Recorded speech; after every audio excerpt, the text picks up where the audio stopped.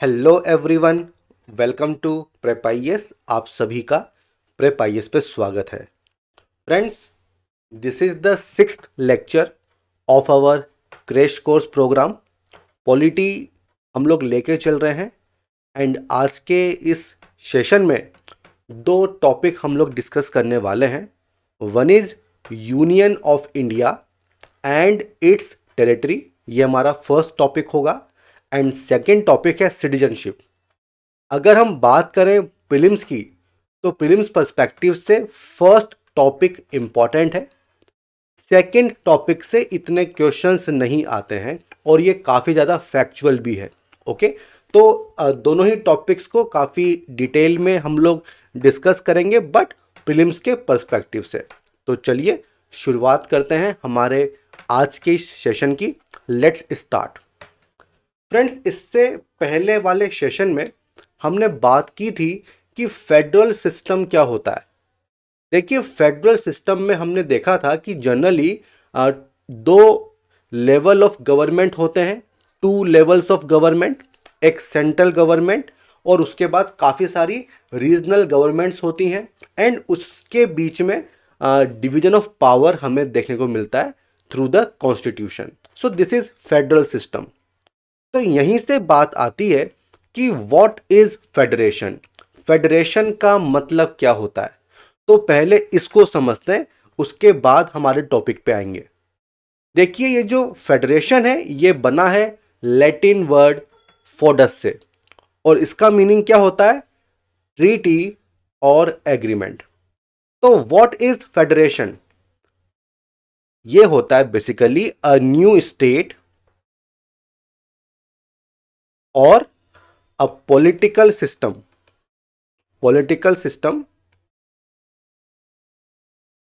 formed through agreement or treaty between various units। तो जो units होती हैं, फॉर एग्जांपल रीजनल गवर्नमेंट, इनके बीच में एक ट्रीटी होगा, इनके बीच में एग्रीमेंट होगा और इससे एक न्यू स्टेट बनेगा, एक बड़ा स्टेट बन जाएगा और उसको कहा जाएगा federation. Okay, between various units. For example USA, इसको आइडियल फेडरेशन माना जाता है। तो ये तो हो गया कि व्हाट इज फेडरेशन। अब देखो, ये जो फेडरेशन है ना, ये दो तरीके का होता है या दो तरीके से बन सकता है। जो फर्स्ट तरीका है उसको क्या बोलते हैं? Coming together federation. And second one को बोलते हैं होल्डिंग टुगेदर फेडरेशन। सबसे पहले बात करते हैं कि what is coming together federation. तो भाई, कमिंग टुगेदर मींस जो यूनिट्स हैं वो आपस में मिलेंगी और एक बड़ी यूनिट फॉर्म कर लेंगी। तो इंडिपेंडेंट स्टेट्स वो आपस में ज्वाइन करेंगे और एक बिगर यूनिट बना लेंगे। इसको कहा जाएगा कमिंग टुगेदर फेडरेशन। कहां पे देखने को मिलता है? यूएसए, ऑस्ट्रेलिया, स्विट्जरलैंड, ये उसके एग्जाम्पल्स हैं। तो भाई, इस तरह के फेडरेशन में जो यूनिट्स होंगी, जो सेंटर होगा, इनमें जनरली इक्वल पावर होती है। ओके, इक्वल पावर आपको देखने को मिलती है। तो यहां पे इक्वल पावर आपको मिलेगी। अब दूसरा कॉन्सेप्ट है होल्डिंग टुगेदर फेडरेशन, जो देखने को मिलता है इंडिया, स्पेन में। इसमें क्या होगा? एक लार्ज कंट्री डिसाइड करती है कि वो अपनी पावर को डिवाइड करेगी बिटवीन डिफरेंट यूनिट्स या states. Okay, and the national government. तो नेशनल गवर्नमेंट और स्टेट गवर्नमेंट के बीच में पावर को डिवाइड किया जाएगा। ये एक लार्ज कंट्री डिसाइड करती है। क्यों? Just because of administrative convenience, ताकि आराम से आप गवर्नेंस कर सको। तो इसको कहा जाएगा होल्डिंग टुगेदर। मींस यहां पे कंट्री पहले से बनी हुई है, इस कंट्री को डिवाइड किया जा रहा है। ठीक है, डिफरेंट यूनिट्स में। This is one unit, this is second, third, fourth, fifth, इस तरह से। तो इस तरह के फेडरेशन में जनरली जो सेंट्रल गवर्नमेंट है उसके पास ज़्यादा पावर होती है एंड जो रीजनल गवर्नमेंट्स है उनके पास कम पावर होती है। यहाँ पे क्या है, यहाँ पे छोटे छोटे स्टेट्स थे इंडिपेंडेंट, ये क्या करते हैं, ये मिलते हैं और एक बड़ी यूनिट बना लेते हैं। Okay, this is coming together federation and this is holding together federation. आपके माइंड में ये क्वेश्चन भी आ रहा होगा कि सर जब हम बात करते हैं कि पावर को डिवाइड किया जा रहा है तो इसकी जरूरत क्यों पड़ती है। तो what are the objectives of federal system. देखिए, पहला ऑब्जेक्टिव होता है to safeguard and to promote unity, और दूसरा ऑब्जेक्टिव होता है कि जो रीजनल डाइवर्सिटी है उसको अकोमोडेट करें। इंडिया का एग्जांपल लेते हैं। देखिए, यूपी गवर्नमेंट है, राजस्थान गवर्नमेंट है, छत्तीसगढ़ गवर्नमेंट है, तो बहुत सारे स्टेट्स हैं, सबकी रिक्वायरमेंट, सबके इंटरेस्ट थोड़े डिफरेंट होंगे। तो ऑब्वियसली बात है वो चाहेंगे कि वो खुद से गवर्न करें जो वहाँ के लोग हैं उनको, इसलिए उनको पावर चाहिए होगी। तो अगर आप यूनिटी को प्रमोट करना चाहते हैं बिटवीन डिफरेंट यूनिट्स, तो फेडरल सिस्टम उसका बहुत ही शानदार तरीका है, क्योंकि यहाँ पे आप पावर को डिवाइड कर देते हो। Okay, so these are the objectives of federal system. I hope यहां तक समझ में आ गया होगा। अब ये जो बेसिक बैकग्राउंड है ये समझना जरूरी है। अब इसको हम आगे कंटिन्यू करते हैं। तो भाई, अब जो हमारा टॉपिक है, जो मेन टॉपिक है वो है यूनियन एंड इट्स टेरिटरी। तो अब हम बात कर रहे हैं पार्ट 1 की, part 1। Okay, and article number 1 to article number 4 ये आपको यहां पे देखने को मिलते हैं। देखिए, आर्टिकल्स का एक एक वर्ड इंपॉर्टेंट है, उसको समझ के हम करेंगे। ऑलराइट, अब देखो, यूनियन एंड इट्स टेरिटरी, अगर हम बात करें हमारे कॉन्स्टिट्यूशन की, तो आर्टिकल 1 क्या कहता है कि India, that is Bharat, as a union of states rather than federation. तो जो वर्ड यूज किया है आर्टिकल 1 में वो यूनियन वर्ड यूज किया है, फेडरेशन वर्ड यूज नहीं किया है। और हमने देखा था कि हमारे कॉन्स्टिट्यूशन में फेडरल फीचर्स मेंशन किए गए हैं, लेकिन उसके बावजूद भी फेडरेशन वर्ड हमने यूज नहीं किया है। हमने क्या वर्ड यूज किया है, यूनियन ऑफ स्टेट्स। तो अब सवाल ये उठता है कि भाई हमने क्यों ऐसा किया, हमने क्यों फेडरेशन को नहीं चुना, हमने क्यों यूनियन वर्ड यूज किया है। तो इसका आंसर दिया डॉक्टर अंबेडकर ने। उन्होंने ये कहा कि हमारा जो फेडरेशन है ये थोड़ा डिफरेंट है अगर हम यूएसए से कंपेयर करते हैं। उन्होंने ये कहा कि the Indian federation is not the result of an agreement और treaty among the states like USA.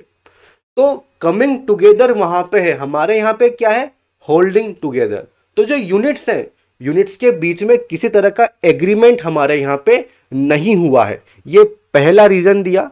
And second reason ये दिया कि जो यूनिट्स हैं उनको फेडरेशन से अलग होने का राइट नहीं है। The states have no right to secede from the federation, because India में सेंटर ने क्रिएट किया है स्टेट्स को, ना कि स्टेट्स ने बनाया है यूनियन या सेंटर। हमारे यहाँ पे केस दूसरा है, तो इसलिए यूनियन वर्ड हमने प्रीफर किया। ठीक है, हमने फेडरेशन वर्ड यहां पे यूज नहीं किया है। ओके, तो the federation is an union because it is indestructible. जो यूनिट्स हैं वो अलग नहीं हो सकती हैं। आई होप ये कॉन्सेप्ट आपको समझ में आ गया होगा। This is article number 1। Okay, this is article number 1। अब देखो, हमने ये तो देख लिया कि यूनियन एंड फेडरेशन, क्यों हमने यूनियन को प्रीफर किया है। अब हम बात करते हैं आर्टिकल 1 में और क्या प्रोविजंस मेंशन किए गए हैं। देखिए, according to article number 1 territory of India को डिफाइन किया गया है कि इंडिया की टेरिटरी क्या होगी। सबसे पहला territory of states, second union territories, इसके अलावा territories that may be acquired by the government of India at any time. देखिए, हमने देखा था कि इंडिया एक सॉवरेन कंट्री है और उसका फीचर होता है कि आप फॉरेन टेरिटरी एक्वायर कर सकते हो, जैसे हमने एक टाइम पे गोवा को किया। ओके, तो वैसा फिर भी वापस कर सकते हैं। तो टेरिटरी ऑफ इंडिया में क्या क्या शामिल होगा? Territory of states, union territories and कोई फ्यूचर टेरिटरी जो इंडियन गवर्नमेंट एक्वायर कर रही है, इन सबको इन टोटलिटी कहा जाएगा this is territory of India. अब देखो एक और टर्म आती है यूनियन, यूनियन ऑफ इंडिया। उसका मतलब क्या होता है? Only states. So this is union of India and this is territory of India. तो वी कैन से कि territory of India is wider expression than union of India, क्योंकि union में केवल स्टेट्स शामिल होते हैं, बट टेरिटरी ऑफ इंडिया में states, UT and future territories भी शामिल होंगी। इसलिए territory of India is a wider expression than the union of India. अब सिंस इंडिया एक सोवरेन स्टेट है तो वो फॉरेन टेरिटरीज को एक्वायर कर सकता है और उसके डिफरेंट मोड्स होते हैं लाइक सेशन, ऑक्यूपेशन, कॉन्केस्ट और सब्जुगेशन। तो ये नाम आपको जो है याद करने पड़ेंगे। ओके, इनसे हम फॉरेन टेरिटरी को एक्वायर कर सकते हैं। तो ये हुआ आर्टिकल नंबर 1। अब देखो इसके अलावा every country has territorial water, तो ये भी हमारी टेरिटरी होती है, ये आप ध्यान रखना। टेरिटोरियल वाटर, इस पे भी क्वेश्चंस पूछे जाते हैं। आगे बढ़ते हैं, अब हम बात करते हैं आर्टिकल नंबर 2 की।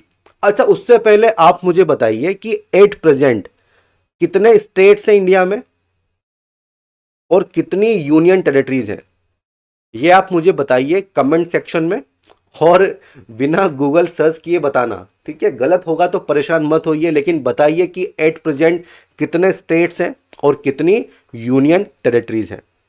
अब हम आते हैं आर्टिकल नंबर 2 पे। देखिए आर्टिकल नंबर 2 क्या बोलता है? It empowers the parliament. किसको पावर दी है? पार्लियामेंट को।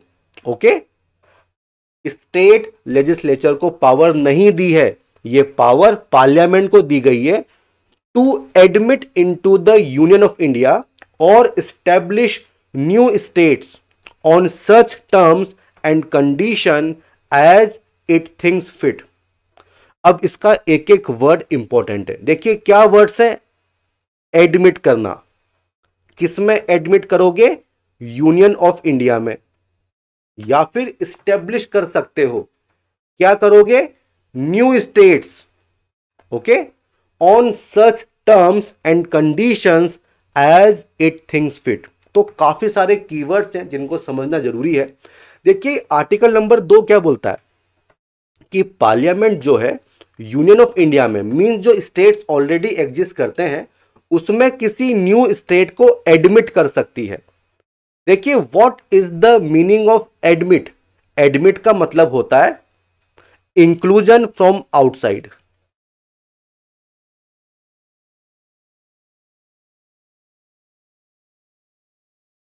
ठीक है, तो कोई स्टेट जो हमारी टेरिटरी से बिलोंग नहीं करता है बट जो ऑलरेडी एग्जिस्टेंस में है, आप उसको एडमिट कर सकते हो into the union of India.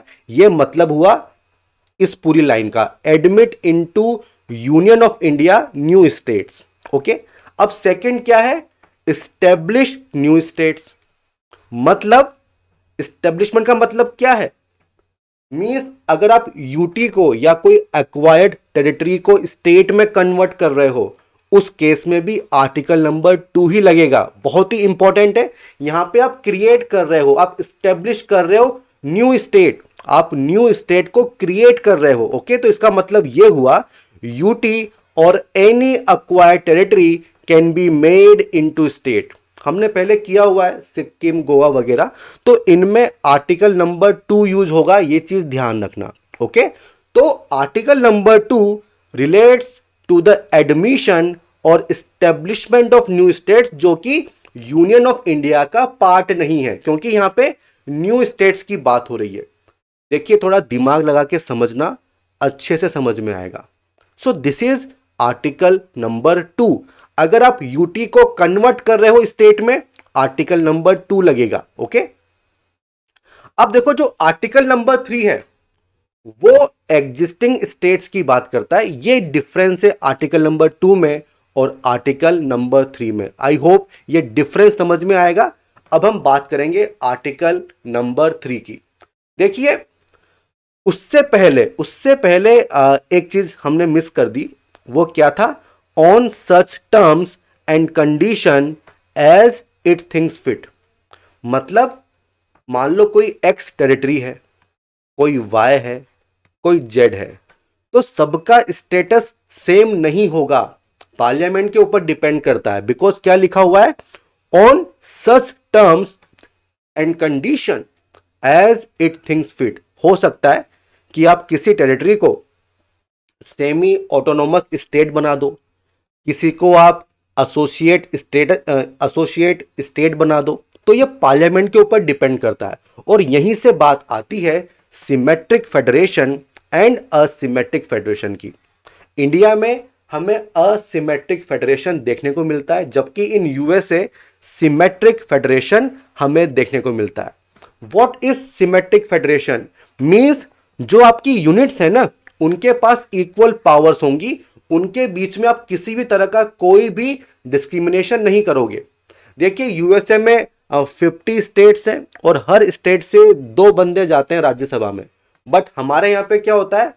Population के बेसिस पे डिसाइड करते हैं कितने लोग आएंगे। यूपी से भर भर के जाएंगे, बट नॉर्थ ईस्ट से 1 या 2 ही चले जाएंगे। सो दिस इज असिमेट्रिक फेडरेशन। हमारे यहाँ पे आपको कुछ स्टेट्स मिलेंगे, कुछ यूटीज मिल जाएंगी। तो ये एक तरह से क्या हुआ कि आपकी पावर इक्वल नहीं है। और यूटी में भी कुछ यूटी होंगी जिनके पास लेजिस्लेचर है, किसी के पास नहीं है।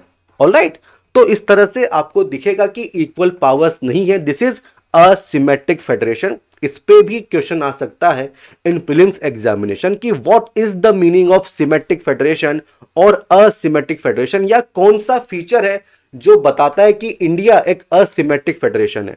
तो वो फीचर्स फिर आपको इस बेसिस पे देखने होंगे। Alright, so this is the difference between symmetric and asymmetric federation. Okay, अब हम बात करते हैं आर्टिकल नंबर 3 की। देखिए आर्टिकल नंबर 3 पार्लियामेंट को ऑथोराइज करता है कि वो एक नया स्टेट बना सकती है। Parliament can form a new state. किस तरह से? Bye separation of territory from any state. तो जो एग्जिस्टिंग स्टेट है, मान लो दिस इज यूपी, तो यूपी की टेरिटरी को आप सेपरेट करके एक नया स्टेट बना सकते हो। ओके, और बाय यूनाइटिंग 2 और मोर स्टेट्स। मान लो कि ये राजस्थान है और ये मान लो कि गुजरात है, तो इनकी कुछ टेरिटरी को आप यूनाइट कर सकते हो। ठीक है, या इन दोनों स्टेट्स को आप मर्ज कर सकते हो। ये पूरी पावर पार्लियामेंट के पास है। और पार्ट्स ऑफ स्टेट्स, ये ऑलरेडी मैंने बता दिया, और by uniting any territory to a part of any state. ठीक है, तो जैसे स्टेट है, इससे कोई टेरिटरी आप यूनाइट भी कर सकते हो, तो आप एक नया स्टेट बना सकते हो। और देखिए इसमें एक 18th अमेंडमेंट हुआ था। इसने क्या कहा कि ये सेम चीज यूटी के लिए भी एप्लीकेबल है। अभी क्या हुआ, जम्मू कश्मीर स्टेट था, यूटी में कन्वर्ट कर दिया, तो आर्टिकल 3 ही वहां पे यूज हुआ होगा। ओके, इसके अलावा किसी भी स्टेट के एरिया को कम कर सकते हो, उसको ज्यादा कर सकते हो, बाउंड्रीज को आप चेंज कर सकते हो, इवन स्टेट के जो नेम है उनको भी आप चेंज कर सकते हो। ये पूरी पावर पार्लियामेंट के पास है। कंफ्यूजन होता है कि भाई हो सकता है ये पावर राज्यसभा के पास होगी। नहीं, ऐसा नहीं है, ये पावर पार्लियामेंट के पास है। Okay, so this is article number 3। But इसका प्रोसीजर क्या होगा, क्या प्रोसेस आपको अडॉप्ट करना पड़ेगा, ये भी आर्टिकल नंबर 3 में दिया हुआ है। इसको डिस्कस करते हैं। देखिए इसके लिए आपको बिल को इंट्रोड्यूस करना पड़ेगा इन द पार्लियामेंट। ओके, तो पार्लियामेंट में, ओनली इन पार्लियामेंट, तो ऐसा नहीं है कि ये स्टेट लेजिस्लेचर में इंट्रोड्यूस होगा। ओके, और कोई भी हाउस में आप इंट्रोड्यूस कर सकते हो, लोकसभा, राज्यसभा, आपकी मर्जी है। But with the prior recommendation of president. तो प्रेसिडेंट की प्रायर रिकमेंडेशन होनी चाहिए, तभी आप बिल को इंट्रोड्यूस कर सकते हो। अब सवाल ये उठता है कि what is the meaning of prior recommendation of president. इसका सिंपल सा मतलब यह है कि this has to be a government bill.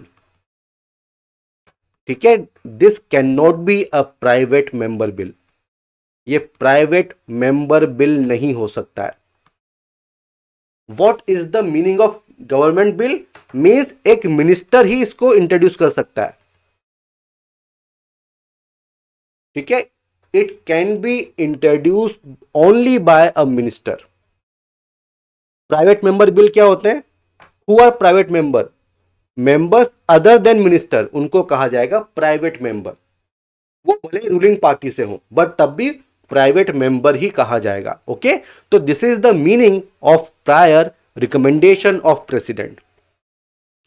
अब देखो, बिफोर रिकमेंडिंग द बिल, तो अप्रूवल देने से पहले या रिकमेंड करने से पहले the president has to refer the same to the state legislature concern. मान लो आप यूपी का नाम चेंज कर रहे हो, तो प्रेसिडेंट पहले उस बिल को रेफर करेंगे यूपी की लेजिस्लेचर को for expressing it's views with in a specified period, कि भाई दिस इज द टाइमलाइन, बस बताइए आपका पॉइंट ऑफ व्यू क्या है, आपकी ओपिनियन क्या है, हम आपका नाम चेंज करना चाहते हैं या आपका एरिया चेंज करना चाहते हैं। ओके, बट देखो और क्या प्रोविजन है? द प्रेसिडेंट और parliament is not bound by the views of state legislature. इससे कोई फर्क नहीं पड़ता कि स्टेट लेजिस्लेचर का पॉइंट ऑफ व्यू क्या है। यह बस एक फॉर्मेलिटी है जो आपको पूरी करनी है। ठीक है, ये बस एक फॉर्मेलिटी है जो आपको पूरी करनी है। आप उनके व्यूज को एक्सेप्ट भी कर सकते हो और रिजेक्ट भी कर सकते हो, ये पूरी पावर आपके पास है। ओके, तो this is the procedure, this is the procedure. अब मेरा यहां पे आपसे क्वेश्चन ये है कि what is the first step in this procedure? सबसे पहले कौन सी स्टेप होगी ये आप मुझे बताइए इन द कमेंट सेक्शन। ये आपका होमवर्क है। तो प्रोसीजर मैंने एक्सप्लेन कर दिया, आप मुझे पहली स्टेप बताइए कि सबसे पहले क्या होगा। ओके, अब देखो यहां पे कुछ चीजें आपको ध्यान में रखनी होंगी। हमने बात की थी कि आर्टिकल 3 में जो स्टेट है वहां पे यूटी भी आप मेंशन कर सकते हो। ठीक है, 18th amendment act of 1966 also includes the power to form a new state और UT by uniting a part of any state और UT to any other state और यूटी। तो ये अगेन वही सेम चीज है कि आप यूटी भी फॉर्म कर सकते हो। अब देखो, अगर आप यूटी बना रहे हो ना, तो उसमें जो कंसर्न लेजिस्लेचर है उसके व्यूज की कोई जरूरत नहीं है, क्योंकि यूटीज जो हैं they are directly administered by central government. देखिए, जो स्टेट्स होते हैं वो तो फेडरल सिस्टम के मेंबर्स होते हैं, तो सेंटर स्टेट के बीच में पावर का डिवीजन होता है। But in case of UT जो अल्टीमेट ऑथोरिटी है वो कौन है? Central government. ओके, तो पार्लियामेंट खुद से डिसाइड कर सकती है कि हमें क्या करना है in case of union territory. ये चीज आपको याद रखनी होगी। ऑलराइट, अब देखो यहां पे जो है हम कह सकते हैं कि पार्लियामेंट जो है can redraw the political map of India according to its will. क्योंकि जो व्यूज हैं आप उनको एक्सेप्ट भी कर सकते हो, आप उनको रिजेक्ट भी कर सकते हो। तो स्टेट की कंसेंट हो या न हो, बिना उसके भी जो पार्लियामेंट है वो इंडिया का पॉलिटिकल मैप चेंज कर सकती है, स्टेट्स को डिवाइड कर सकती है, उनको मर्ज कर सकती है, उनके नाम चेंज कर सकती है, उनके एरिया को कम ज़्यादा कर सकती है। तो ये पूरी पावर दी हुई है पार्लियामेंट को। तो इसीलिए हम कहते हैं कि in Indian constitution the territorial integrity और continued existence of any state is not guaranteed by the constitution। जैसे राजस्थान से मैं बिलोंग करता हूं, तो राजस्थान बना रहेगा इसकी गारंटी नहीं है। और क्यों? बिकॉज हमारे यहां पे सिस्टम दूसरा है, हमारे यहां पे होल्डिंग टुगेदर फेडरेशन है। तो सेंटर बना, यूनियन बना और उसने बनाया है स्टेट्स को फॉर एडमिनिस्ट्रेटिव कन्वीनियंस। ओके, सो इसलिए in case of India territorial integrity is not guaranteed by the constitution, और इसीलिए इंडिया को कहा जाता है इन डिस्ट्रक्टिबल यूनियन, मींस यूनियन को आप तोड़ नहीं सकते हो, ऑफ डिस्ट्रक्टिबल स्टेट्स, लेकिन स्टेट्स को आप डिस्ट्रॉय कर सकते हो। ठीक है, तो this is about India. But in case of USA, USA के केस में कहानी उल्टी है। वहां पे हमने देखा था कि कमिंग टुगेदर फेडरेशन है, इक्वल पावर्स हैं आपके पास, तो वहां पे territorial integrity of any state is guaranteed by the constitution. मतलब बिना परमिशन के, बिना कंसेंट ऑफ स्टेट्स आप उनकी बाउंड्रीज को कम ज्यादा नहीं कर सकते हो, नाम चेंज नहीं कर सकते हो। ओके, तो कंसेंट आपको चाहिए, विदाउट कंसेंट आप नहीं कर सकते हो। इसीलिए यूएसए को क्या बोलते हैं, indestructible union of indestructible states. This is for USA. Alright, तो ये डिफरेंसेस आपको याद रखने होंगे और इस पे ऐसे ही क्वेश्चन आ जाते हैं। अब हम बढ़ते हैं अगले टॉपिक पे, और वो है आर्टिकल नंबर 4। देखिए, आर्टिकल नंबर 4 में यह कहा गया है कि अगर आपको आर्टिकल 2 यूज करना है, आर्टिकल 3 यूज करना है, तो डेफिनेटली जो कॉन्स्टिट्यूशन है उसमें अमेंडमेंट होगा। शेड्यूल 1 में चेंज होंगे, शेड्यूल 4 में चेंज होंगे। आप मुझे बताओ कमेंट सेक्शन में कि शेड्यूल 1 में क्या है और शेड्यूल 4 में क्या है, ये आपको मुझे बताना है। ओके, तो ये जो अमेंडमेंट होंगे ना, इनको अंडर 368 नहीं माना जाएगा। ओके, तो they are not to be considered as amendment of the constitution under article number 368। तो फिर कैसे होगा, ये होगा सिंपल मेजोरिटी से। अब ये क्या होती है आप सबको पता होगी, और नहीं पता है तो थोड़ा वेट कर लो, सारी मेजोरिटी हम डिस्कस करने वाले हैं। ओके, तो this is simple majority, means जो ऑर्डिनरी लेजिस्लेटिव प्रोसेस है उसी से आप पॉलिटिकल मैप को रीड्रॉ कर सकते हो। ठीक है, तो ये चीज हो गया आर्टिकल नंबर 4। अब देखो, हमने ये देखा कि पार्लियामेंट स्टेट का जो एरिया है उसको डिमिनिश कर सकता है। तो अब एक क्वेश्चन ये उठता है कि does the power of parliament to diminish the area of a state include also the power to cede Indian territory to a foreign country. ये क्वेश्चन उठा। ये क्यों उठा भाई? देखो, पार्टीशन हुआ, अब इंडिया पाकिस्तान की बाउंड्री आपको मार्क करनी है, तो उसके लिए क्या किया गया, सर रेड क्लिफ को बुलाया गया कि भाई आप करो ये काम। इन्होंने क्या किया, जो समय थाना हुआ करते थे, थाना, उनको बेस बनाया।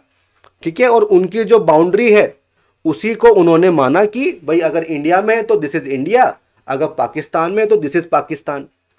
तो वेस्ट बंगाल जलपाईगुड़ी में एक थाना था, थाना बेरूबारी।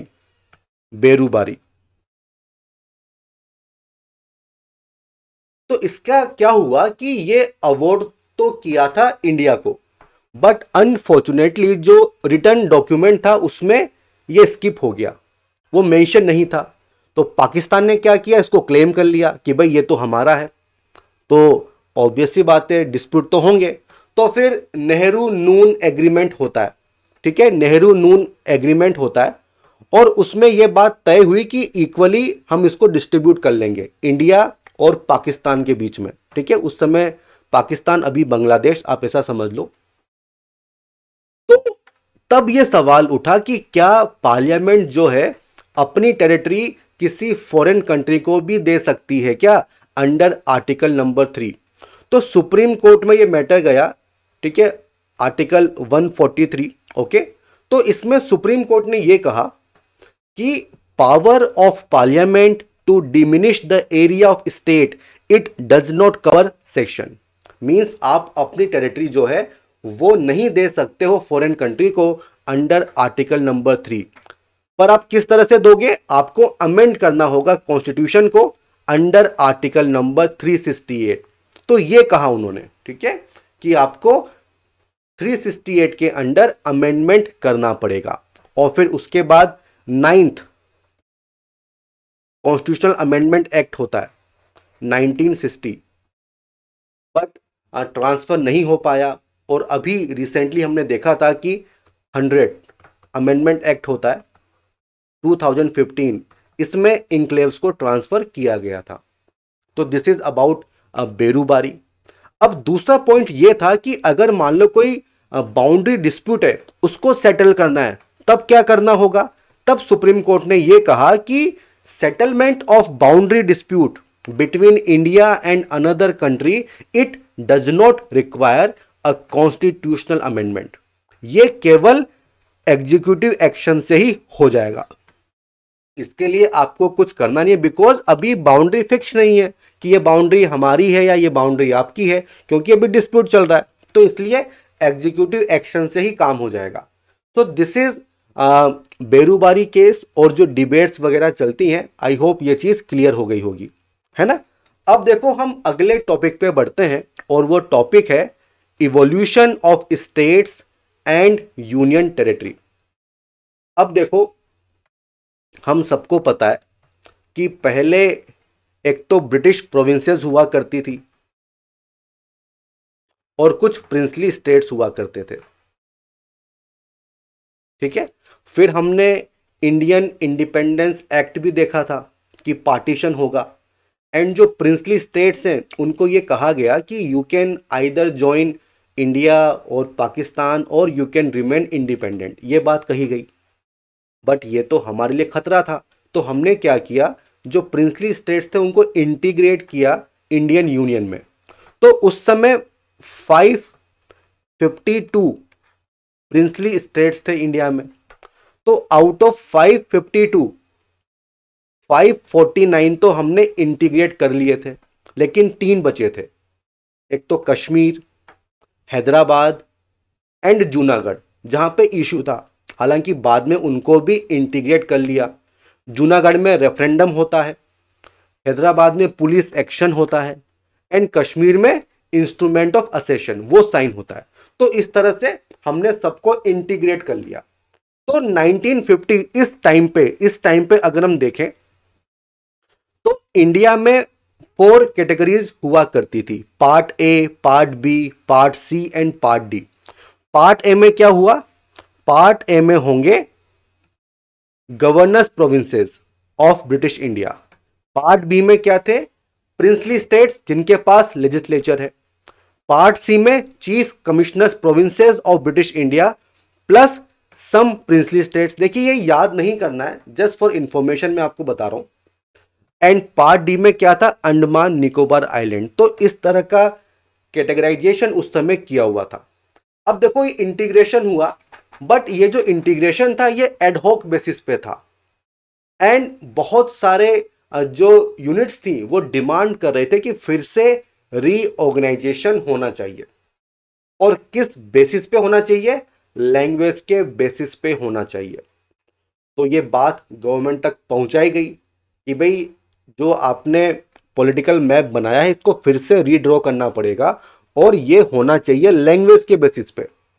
तो फिर नए नए कमीशन जो हैं वो बिठाए गए, ठीक है। तो सबसे पहला कमीशन था धार कमीशन, ठीक है। तो जून 1948 में गवर्नमेंट ने इसको अपॉइंट किया था, एंड एसके धार वो इसके चेयरमैन थे। अब इन्होंने पूरे इशू को एग्जामिन किया और ये कहा कि भाई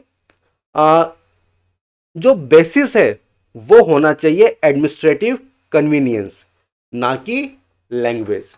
तो अगर आप रीड्रॉ करना चाह रहे हैं, रीऑर्गेनाइज करना चाह रहे हैं, तो एडमिनिस्ट्रेटिव कन्वीनियंस आपको देखनी होगी, ना कि लैंग्वेज। तो अगेन जो लोग डिमांड कर रहे थे वो नाराज हो गए कि भाई ऐसा कैसे। अगेन बात पहुंची गवर्नमेंट तक। फिर एक बनी जेवीपी कमिटी, जवाहरलाल नेहरू, वल्लभ भाई पटेल एंड पत्ताबी सीतारमैया। इन्होंने भी पूरे मैटर को एग्जामिन किया और ये कहा कि भाई लैंग्वेज तो बेसिस नहीं हो सकती है, उसको रिजेक्ट कर दिया। Formally rejected language as the basis for reorganisation of states. Again obvious सी बात है, लोग नाराज होंगे। अब देखो हुआ क्या कि साउथ इंडिया में वहां पे एजुटेशन काफी जोर शोर से चल रहा था, एंड एक कांग्रेस लीडर थे पोट्टी श्री रामुलु, इन्होंने कर दी हंगर स्ट्राइक। क्यों करी? कि भाई जो मद्रास स्टेट था उसमें जो तेलुगु स्पीकिंग एरियाज हैं उनको सेपरेट करो और एक नया स्टेट बनाओ, आंध्र प्रदेश। क्या बनाओ? आंध्र प्रदेश।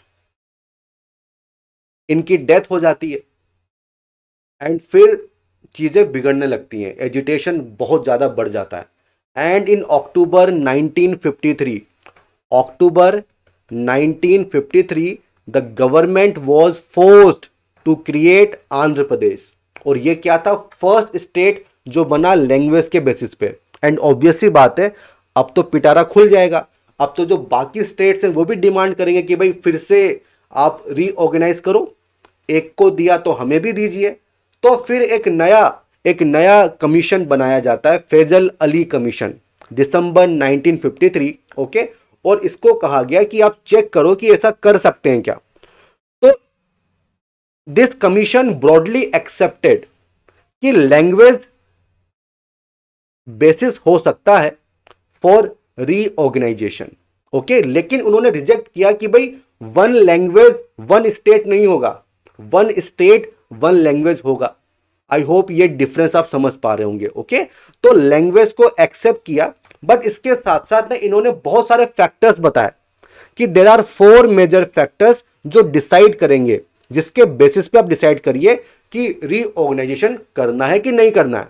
ओके, तो ये 4 फैक्टर्स कौन से थे? पहला, preservation and strengthening of unity security of country, ये पहला फैक्टर है, सबसे प्राइम इंपॉर्टेंस।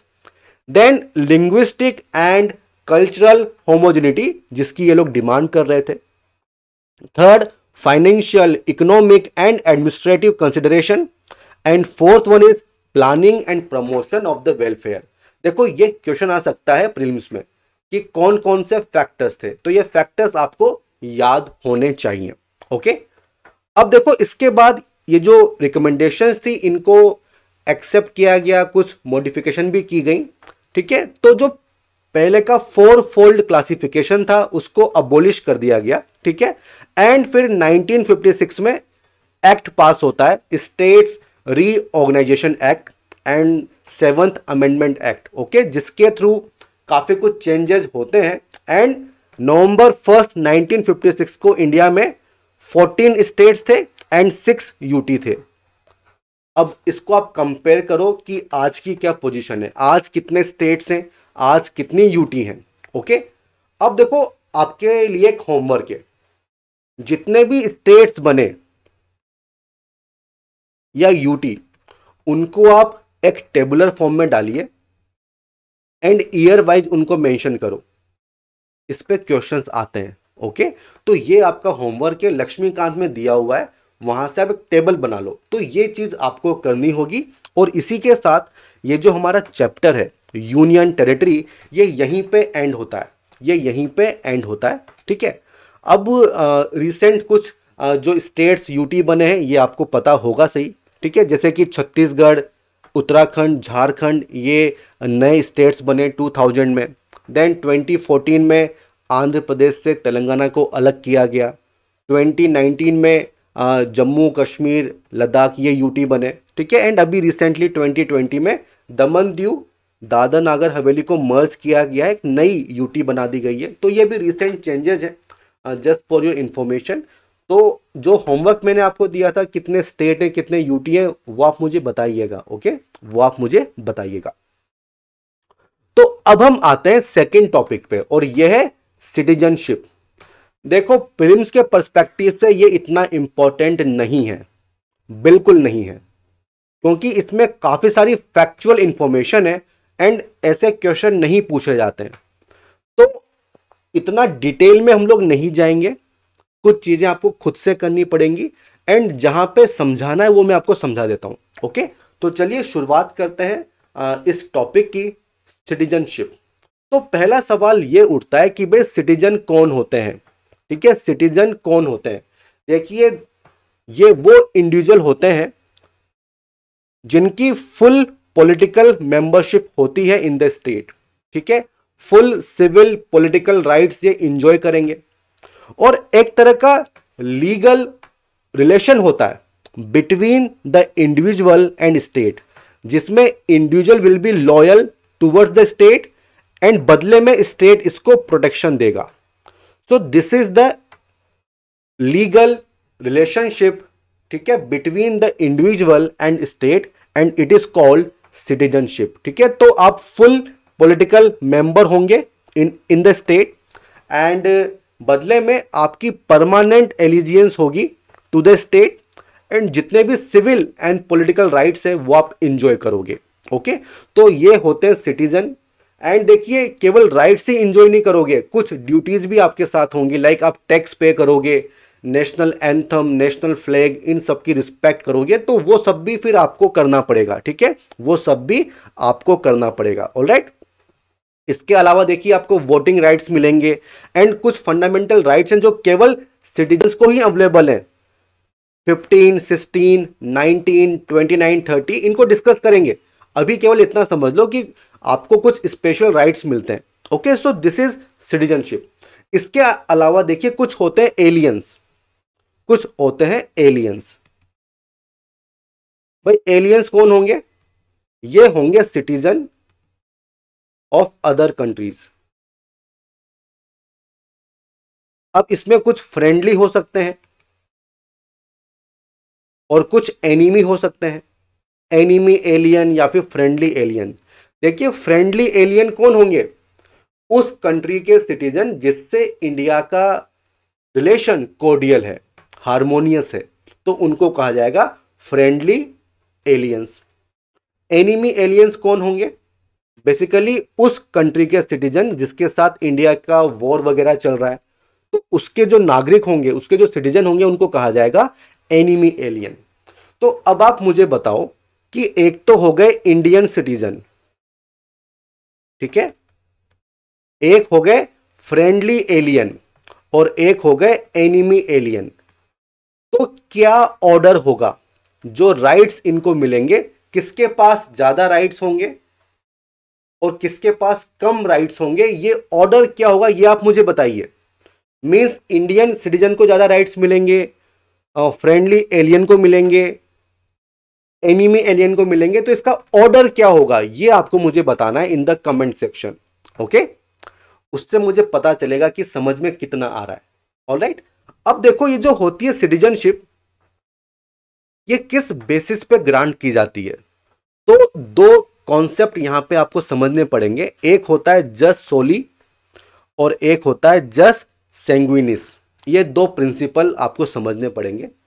देखिए जस सोली, सोली मीन्स सोइल, आप कनेक्ट कर पा रहे होंगे। तो बेसिकली इसमें बर्थ के बेसिस पे आपको नागरिकता, सिटीजनशिप मिल जाएगी। तो जिस टेरिटरी में आपने जन्म लिया है, जहां पे आपकी बर्थ हुई है, तो वहां के आप नागरिक माने जाओगे। कुछ कंट्रीज हैं जो इसको फॉलो करती हैं। एक होता है जस सैंग्विनिस। तो यहां पे the citizenship is determined by nationality और एथनिसिटी ऑफ वन और बोथ पेरेंट्स।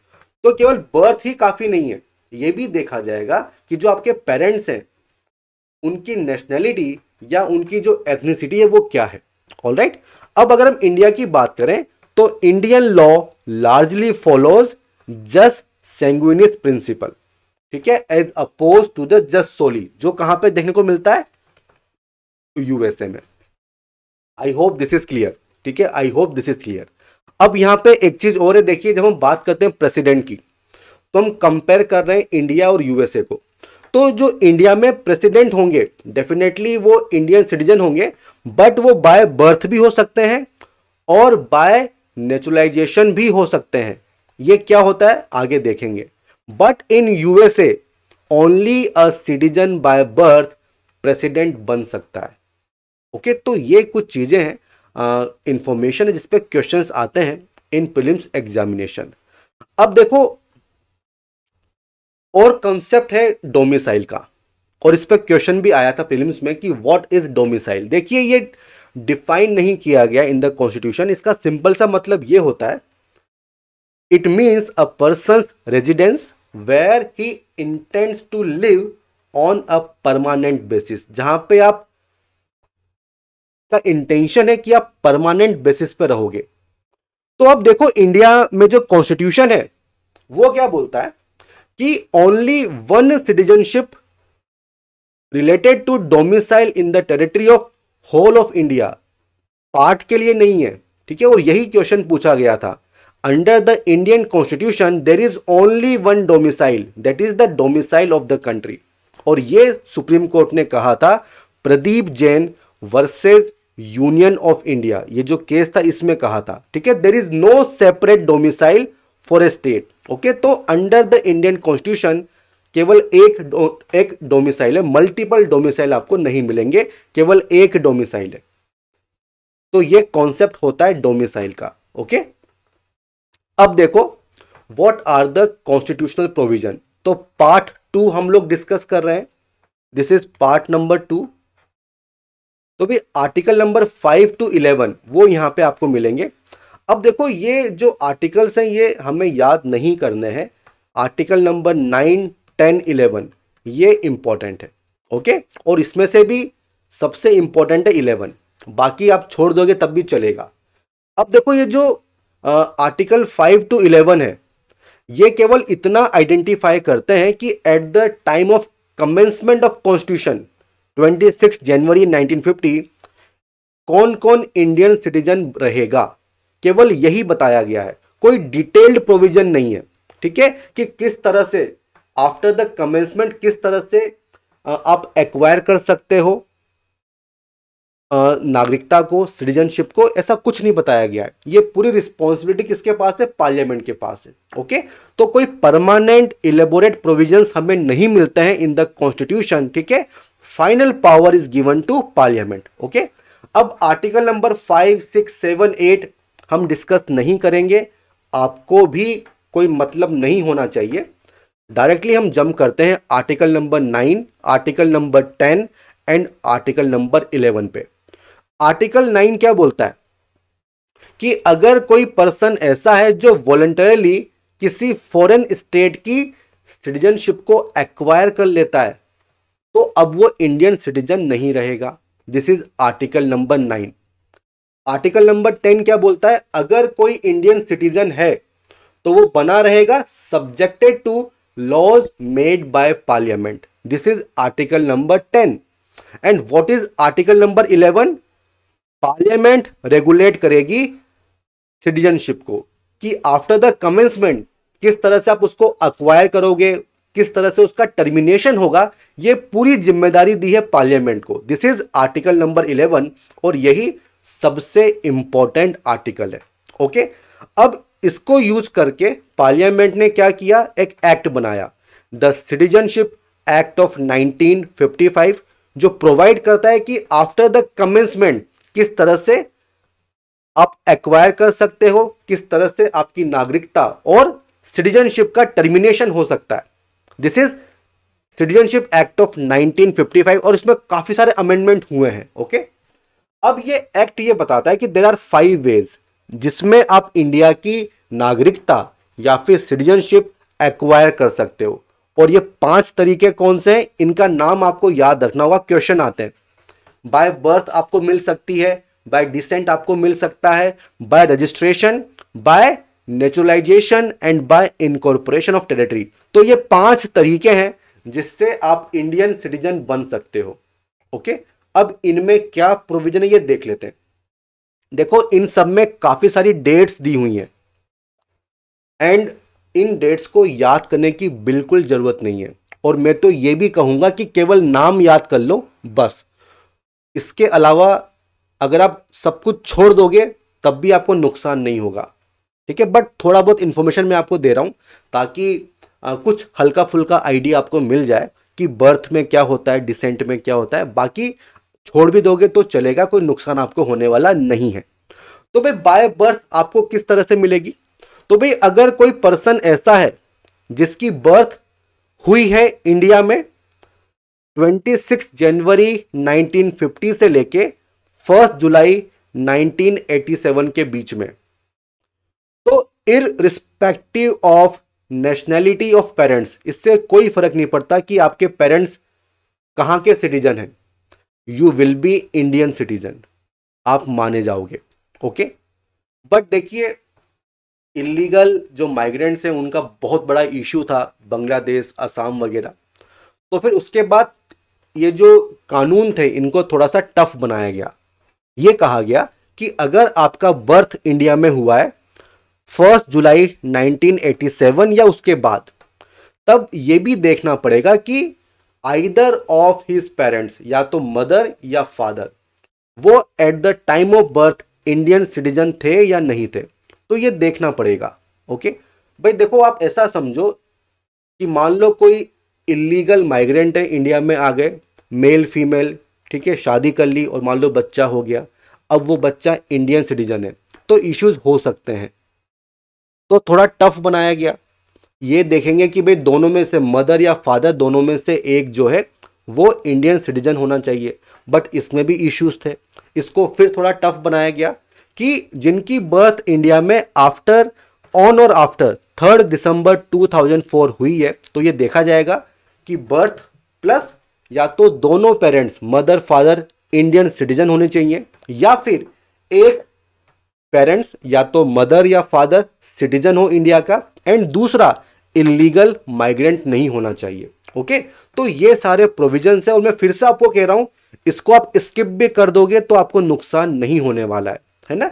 तो इसीलिए मैंने कहा था कि ये जो प्रोविजंस है इनको टफ बनाया जा रहा है। तो ये तो वो बात हो गई कि आपकी बर्थ इंडिया में हुई है, बट मान लो नहीं हुई है तो क्या करोगे। तो और भी तरीके हैं, बाय डिसेंट। तो अगर आपका बर्थ आउटसाइड इंडिया हुआ है तब क्या होगा। तो भाई अगर 26 जनवरी 1950 से लेके 10 दिसंबर 92 के बीच में आपकी बर्थ है आउटसाइड इंडिया, तो ये देखा जाएगा कि क्या आपके father, his father was a citizen of India at the time of birth. क्या आपके फादर इंडियन सिटीजन थे क्या आपकी बर्थ के टाइम पे? अगर हाँ तो आपको मिल जाएगी। सेकंड, अगर 10 दिसंबर या उसके बाद आपकी बर्थ है तो देखा जाएगा either of his parents is a citizen. ऐसा क्यों भाई, यहां पे लिखा है फादर, भाई मदर क्यों नहीं है? तो आप तो डिस्क्रिमिनेशन कर रहे हो। तो यहां पे लिख दिया आइदर ऑफ हिज पेरेंट्स, दोनों में से कोई भी एक चलेगा, वो सिटीजन होना चाहिए। देन फ्रॉम 3 दिसंबर 2004 ऑनवर्ड्स, तब क्या कंडीशन है? Birth is registered eight an Indian consulate with in 1 year. तो 1 साल के अंदर आपकी बर्थ को रजिस्टर करवाना पड़ेगा। अगर ये पीरियड एक्सपायर हो जाता है तब सेंट्रल गवर्नमेंट की परमिशन चाहिए होगी, तभी आपको इंडियन जो सिटीजनशिप है वो आपको मिलेगी। ओके, अब इसके बाद होता है बाय रजिस्ट्रेशन। तो भाई अगर आप इलीगल इमिग्रेंट नहीं हो, अगर आप इलीगल इमिग्रेंट नहीं हो तो सेंट्रल गवर्नमेंट जो है आपको रजिस्टर कर सकती है एज इंडियन सिटीजन, बट उसके लिए आपको अप्लाई करना पड़ता है। एंड ये सब क्राइटेरिया है, इसमें जाने की बिल्कुल ज़रूरत नहीं है और ना ही मैं जाऊंगा, ये आपसे कोई नहीं पूछेगा। ओके, बट ये एक मेथड है जिससे आप जो सिटीजनशिप है उसको एक्वायर कर सकते हो। अगला तरीका होता है बाय नेचुरलाइजेशन। तो अगर आप इलीगल इमिग्रेंट नहीं हो तो सेंट्रल गवर्नमेंट आपको सर्टिफिकेट दे सकती है कि आप भारत के नागरिक हो, ठीक है, और ये सब उसमें कंडीशंस दी हुई हैं। अगेन इसमें जाने की जरूरत नहीं है, कोई भी आपसे नहीं पूछेगा, आप इसको स्किप कर सकते हो। ओके, अगला तरीका क्या है? Incorporation of territory. मान लो इंडिया ने कोई फॉरेन टेरिटरी एक्वायर कर ली, तो वहां के जो लोग होंगे उनका क्या होगा? तो यहां पे सेंट्रल गवर्नमेंट के पास पावर है। तो government of India will specify the persons who among the people of the territory shall be the citizen. तो कौन सिटीजन होंगे कौन नहीं होंगे ये कौन डिसाइड करेगा? Government of India. ओके, अगला देखिए स्पेशल प्रोविजन है as to citizenship of persons covered by the Assam accord 1985।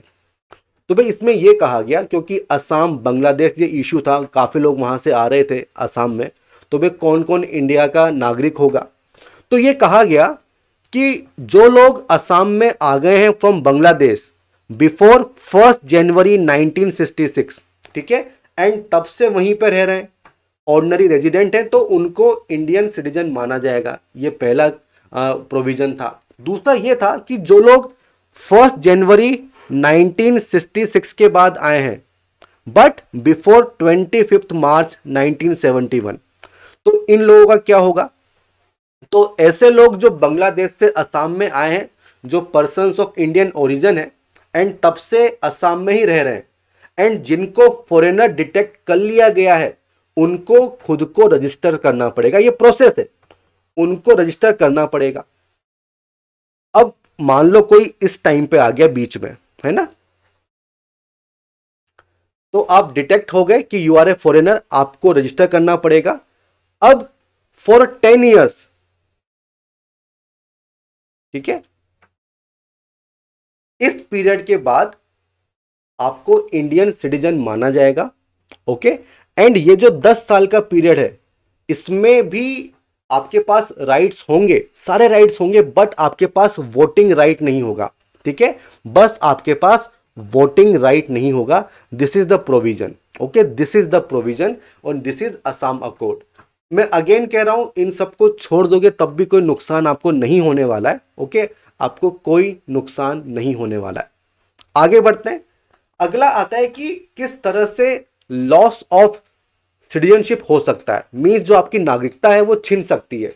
तो उसके 3 तरीके हैं, by renunciation, by termination and by deprivation. ये 3 तरीके हैं। तो भाई इसमें क्या होगा, आपने अपनी जो सिटीजनशिप है वो रिनाउंस कर दी तो चली जाएगी, this is renunciation. What is termination, voluntarily आपने किसी दूसरी कंट्री की नागरिकता ले ली तो ये चली जाएगी, this is termination. And third होता है बाय डेप्रीवेशन। भाई जो नागरिकता आपको मिली है, क्या आपने फ्रॉड से ऑब्टेन किया है, आपने कुछ गलत इंफॉर्मेशन दी है तो टर्मिनेट हो जाएगी। डिसलॉयल्टी टू कॉन्स्टिट्यूशन तो चली जाएगी। अनलॉफुली ट्रेडेड और communicated with the enemy during a war तो चली जाएगी। ठीक है, with in 5 years after registration और नेचुरलाइजेशन, अगर किसी कंट्री में 2 साल तक आप जेल में रहे तो चली जाएगी। एंड कॉन्टिन्यूसली आप इंडिया से बाहर रह रहे हो फॉर 7 ईयर्स तो चली जाएगी। ओके, तो इसको आप याद कर लेना, ये चीज इंपॉर्टेंट है और ये याद हो भी जाएगी, इसमें दिक्कत नहीं है। बाकी चीज आप स्किप कर सकते हो। ओके, तो काफी कुछ फैक्चुअल है एंड छोड़ने का मन करेगा तो छोड़ सकते हो। ठीक है, आपको नुकसान नहीं होने वाला है। सो this is loss of citizenship. अब अगला कॉन्सेप्ट आता है सिंगल सिटीजनशिप। देखिए इंडिया में हमारे यहाँ पे सिंगल सिटीजनशिप का कॉन्सेप्ट है। इन यूएसए वहां पे डुअल मिलती है, वहां पे जो पर्सन्स होंगे वो यूएसए के भी सिटीजन है और जिस स्टेट से बिलोंग करते हैं वहां के भी सिटीजन है। बट हमारे यहाँ पे ऐसा नहीं है। हमारे यहाँ पे हम सब लोग केवल इंडियन सिटीजन है। कोई सेपरेट स्टेट सिटीजनशिप का कॉन्सेप्ट हमारे यहाँ पे नहीं है और ये माना जाता है कि जो सेंटर है वो स्टेट के बेसिस पे डिस्क्रिमिनेशन नहीं करेगा। बट जैसे यूएसए है, स्विट्जरलैंड है, यहाँ पे डबल सिटीजनशिप का कॉन्सेप्ट हमें देखने को मिलता है। बट कुछ एक्सेप्शंस हैं जहां पे जो सेंटर है वो डिस्क्रिमिनेट कर सकता है, ये हमें देखने को मिलेगा आर्टिकल 16 में, आर्टिकल 15 में, जो हम आगे डिस्कस करेंगे। अभी केवल इतना समझ लीजिए। तो दिस इज सिंगल सिटीजनशिप। अब अगला कॉन्सेप्ट आता है एनआरआई, नॉन रेजिडेंट इंडियंस। भाई कौन होते हैं? भाई ये इंडियन सिटीजन ही होते हैं, इनके पास इंडियन पासपोर्ट होता है। ठीक है, ये इंडियन सिटीजन है, इनके पास इंडियन पासपोर्ट होता है। ठीक है, but just for work, business और एजुकेशन ये फॉरेन कंट्री में चले जाते हैं, ठीक है, फॉरेन कंट्री में चले जाते हैं। So these are non resident Indians, इनके पास इंडियन पासपोर्ट होता है, okay. And all the benefits as available to Indian citizen subject to notification issued by government from time to time. तो सारे बेनिफिट्स इनको मिलते हैं, ओके, ये इंडियन सिटीजन ही होते हैं। और इस पे क्वेश्चन आया था प्रीलिम्स में, आई थिंक 2018 और 19 में आया था, एक बार चेक करना। तो दीज आर एनआरआईज। अगला कॉन्सेप्ट आता है ग्रीन कार्ड होल्डर। अक्सर आपने सुना होगा यूएसए का ग्रीन कार्ड है क्या भाई आपके पास? तो भाई ये कौन होते हैं? दीज आर परमानेंट रेजिडेंट, ठीक है, who has been granted permission to live and work in USA on permanent basis. But आप वहां के सिटीजन नहीं होंगे, आप सिटीजन इंडिया के ही रहोगे, while retaining the citizenship of their original country. तो बस आप वहां पे परमानेंट बेसिस पे रह सकते हो, वहां पे काम कर सकते हो, ठीक है, बट वहां पे आपको यूएसए का पासपोर्ट नहीं मिलेगा, आपको वोटिंग राइट्स नहीं मिलेंगे, क्योंकि आप वहां के सिटीजन नहीं हो।